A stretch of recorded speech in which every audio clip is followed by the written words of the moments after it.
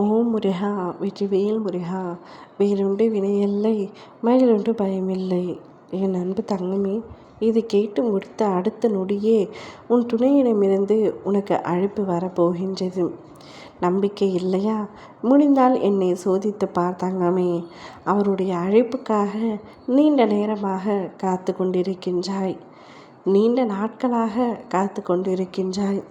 ஒரு சண்டை காரணமாக இருவரும் இப்பொழுது பேசாமல் இருக்கின்றீர்கள்.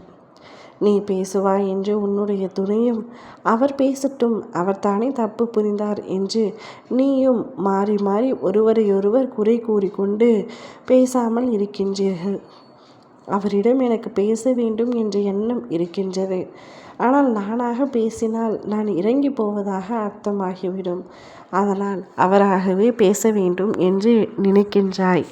தங்கமே, உறவுகளிடத்தில் எப்பொழுது பாகுபாடு இருக்கக்கூடாது. விட்டு கொடுத்தல் அவசியம். விட்டு கொடுத்தல் இல்லை என்றால் உறவுகளிடத்தில் பிளவு ஏற்பட்டுவிடும், பிரிவு ஏற்பட்டுவிடும்.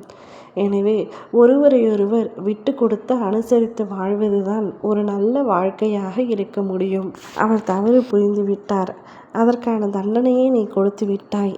இத்தனை நாட்களாக நீ பேசாமல் இருப்பதே அவருக்கு மிகப்பெரிய தண்டனைத்தான். அவராகவே உன்னிடத்தில் பேச எவ்வளவோ முயற்சி செய்தும் நீ அவரை புறக்கணித்து விட்டாய். இப்பொழுது நீ பேச வேண்டும் என்று அவர் நினைக்கின்றார். எத்தனை முறை கெஞ்சினால் என்ன, மீண்டும் ஒரு முறை வரட்டும், அப்பொழுதுதான் நான் பேசுவேன் என்று நீ பேசும் இந்த பிடிவாத எண்ணம் மிகவும் தவறாக இருக்கிறது தங்கமே. உன்னிடம் ஒன்றை சொல்லட்டுமா?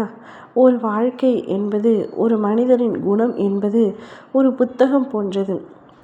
ஒரு புத்தகத்தில் ஒரு பக்கம் தவறாக இருந்தால் அந்த புத்தகத்தை கிழிப்போம். அந்த ஒரு பக்கத்தை மட்டும்தானே கிழிப்போம். இந்த பக்கம் தவறாக இருக்கிறது, இந்த பக்கம் எனக்கு வேண்டாம் என்று அந்த ஒரு பக்கத்தை மட்டுமே கிழித்தெறிவோம். அதே போல்தான் ஒரு மனிதனில் தவறு இருந்தால் அந்த தவறை மட்டுமே தூக்கி எறிய வேண்டுமே தவிர அந்த மனிதனையே தூக்கி எறியக்கூடாது. நீ எத்தனையோ முறை அவரை மன்னித்து ஏற்றுக்கொண்டிருக்கின்றாய். அவரும் உன்னை விட்டால் வேறு யாரும் இல்லை என்று உன் அருகில் தேடி தேடி வந்து கொண்டிருக்கின்றார்.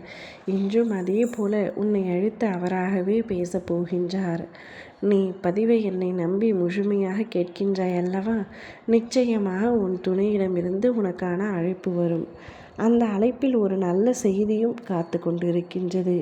நீ சந்தோஷப்படும்படியான விஷயம் நடக்கப் போகின்றது. கவலைப்படாமல் தைரியமாக இரு. என் மீது நம்பிக்கை கொண்டதற்கான பலனை நீ பெறப்போகின்றாய். அதை அனுபவிக்க தயாராக இரு. ஓம் முருகா வெற்றிவேல் முருகா.